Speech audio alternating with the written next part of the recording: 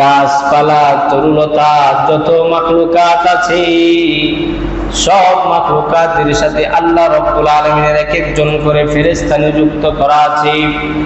গাছের মধ্যে যতগুলি পাতা আছে প্রত্যেকটা পাতার জন্য এক একজন করে আল্লাহ রাব্বুল আলামিন ফেরেশতা নিযুক্ত করে দিয়েছেন।